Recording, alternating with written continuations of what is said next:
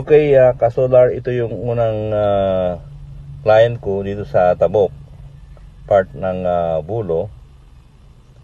Ayan. So, ang panel niya is 10, 6,000 watts. Bali 550 bawat panel. So, yun to.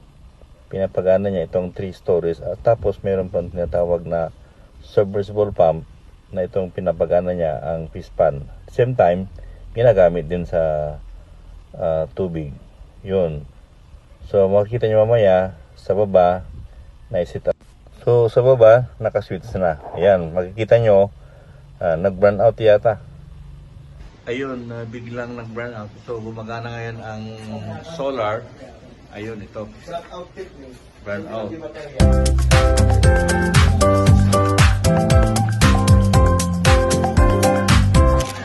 So, itong bahay na to, prospect namin, nalagyan namin ng solar. Ayan.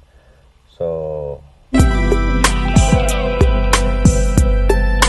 kahit dito sa Simimban, Roas, ito rin yung prospect namin, nalagyan namin ng solar. All I wanna do is feel you on my skin. Oh, let this feel